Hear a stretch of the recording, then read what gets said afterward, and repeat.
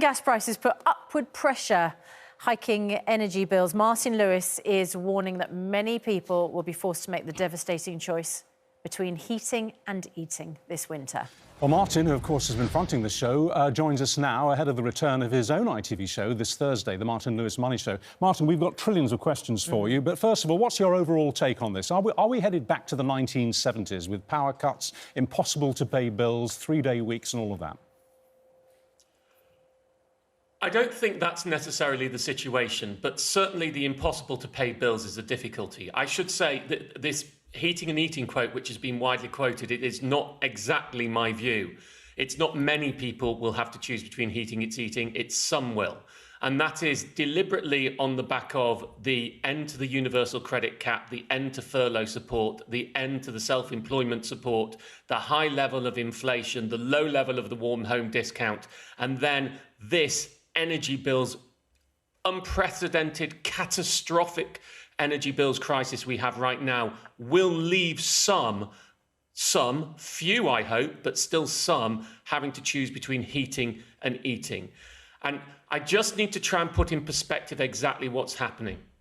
If you are to look at the cheapest deals available right now, the cheapest fixed deals which lock in and give you certainty compared to this time a year ago, the prices of the cheapest are now 50% higher than at the same time last year. So if you locked in at £1,000 a year last year, you will be paying £1,500 this year, which means anyone coming off a fixed bill or anyone whose energy provider has gone bust and is therefore being moved to a variable tariff, which is the vast majority of people who've switched, is going to have an absolutely enormous bill shock. We also have, on the 1st of October, not a long time away, the price cap is going up. The price cap is currently £1,130 odd. Now, we have to be careful about this. It's called a price cap. It's not a price cap. That's a false name. It's actually a rate cap. There is no absolute cap on the amount that you pay. What the 1,130 is for someone with typical usage. If you use more, your cap is higher. But that's going up to £1,277, a 12% hike. Effectively, that price cap is now going to be, it was always the ceiling of what people will pay. It's now going to be the floor of what people will pay. And you're going to find it very, very difficult to get a tariff that beats that. There are a couple of fixes around today that beat the new price cap. I'm hearing they may be gone by lunchtime. So people need to get on a comparison site and do it quickly to try and get a fix. But most comparison sites hide tariffs that don't pay them. And that means you won't see these tariffs because no tariffs are paying at the moment. So you need to go on a whole of market one. My money saving expert, I should say, just for state, we've always shown all tariffs. So you will see them all there, or you have to unclick the default click on a comparison site to be able to see all tariffs. But Richard, this is the big point, right? So we've gone from 1,130 at the moment to £1,270. The price cap will change again the next April, on the 1st of April. We're already in the period where they assess what rates will have to be for that April, and it's looking like it's going to jump next April to £1,500 or more, the price cap. 1,100 to 1,270 to next April, £1,500 on the current run rate. Now that is unaffordable for most people. It is catastrophic for most people, and we're going to need some bigger intervention in the market to stop people having that choice between heating and eating. Well, Martin, we've had a blizzard of questions from our viewers this morning, which we're trying to pick out the ones which are most representative of the most commonly asked question. Let's kick off with this one. We'll do a quick Q&A with you. Michael on Twitter says, I'm with Bulb, that's one of the companies, one of the small companies, but I have credit. I'm in credit. Will I lose that if I move to another power company or if they go bust? No. So, look, if you move to another power company, you should be given credit back by the company that you've left. If you're in credit when you leave, that's a standard process. I suspect what he's saying is, if I move to another company and Bulb then goes bust and I was in credit, what will happen to my credit? Well, in that case, it should be covered by the Ofgem safety net. Your credit should be protected even if you move, but it will likely be a hassle to get it back, having seen this happen in the past. If you move and a company goes bust while it owes you credit, it can be a pain in the backside to get your credit back. It will happen eventually, but I wouldn't expect it to be quick. James on Twitter says, I tried to change my energy supplier yesterday. Everyone is asking for £100 up front now. and wonders why that is. That's actually been around a couple of years. They've wanted upfront payments for the first month's bill, and that's been pretty standard process for quite a while. That's just the way the market works, I'm afraid. I mean, it might be that, of course, people are now prompted to do something they haven't done for a couple of years. So they're seeing... Exactly. Yeah, so they're seeing things that they might not have seen before. All right, Hazel on Twitter. Morning, Hazel. She says, I've been told by my supplier that if I want to go on to a fixed tariff, I have to get one of their smart meters, and I don't want a smart meter, so I feel like I'm being blackmailed. You are.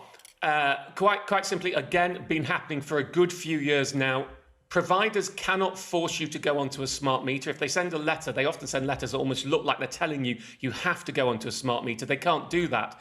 But they can have moving to a smart meter as a condition of a new tariff. That is perfectly allowed for them to do. That's been happening for 3 or 4 years. I'm less anti-smart meters than everyone else. The problem with smart meters, they're free. It's not going to cost you money, and it helps you monitor your energy usage, which is a good thing.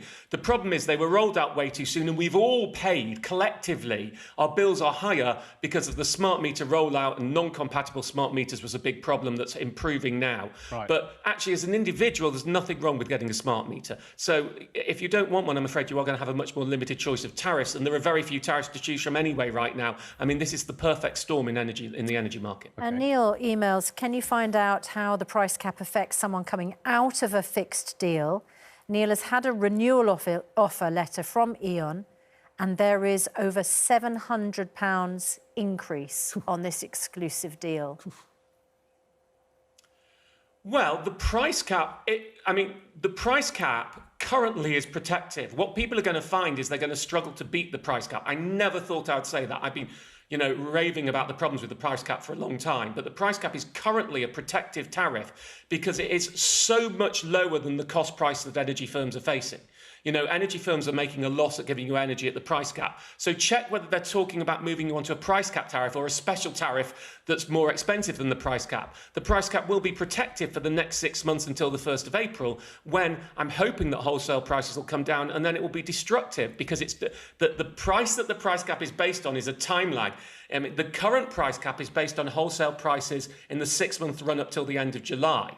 So they hadn't gone up as much. That's why it's protective right now. The next price cap will be based on today's prices because it's on the run up till January, and it will likely be way more than it needs to be. So for the moment, you probably do want to go on the price cap because it's protective, unless you can get one of those cheap fixes, not that cheap, but cheaper than the price cap. But they're probably going to go by lunchtime today. Right, Glenn has tweeted this. He said, we've just moved house and we are not yet on any kind of fixed deal. Would you recommend waiting to fix a deal until the prices come back down? So there are 2 strategies you can adopt. One is go onto the price cap, hope that wholesale, that gives you effectively a 6-month fix because it can't go above the price cap until April, can't raise until April next year.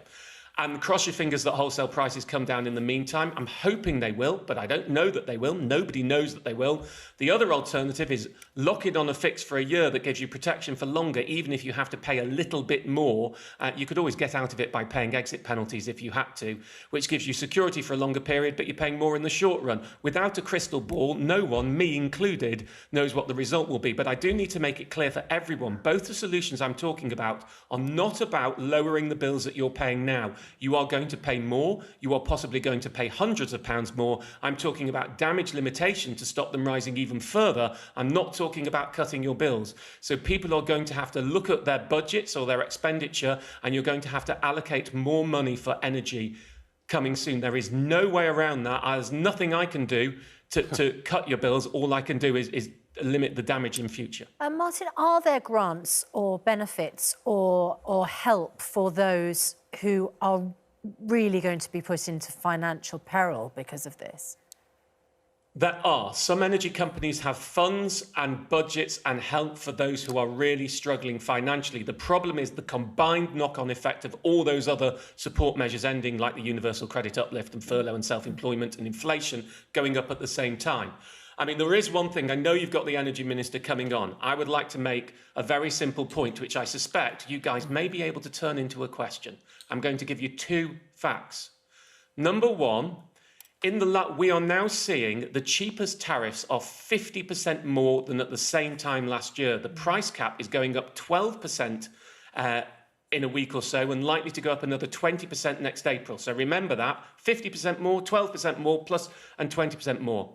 The warm home discount, which is meant to support vulnerable people and help them pay for their energy bills, is £140. And it has been £140 for 9 years. It has not increased in 9 years, while in the last year alone, the cheapest tariffs have gone up by 50% and the price cap is rising. That does not add up for me.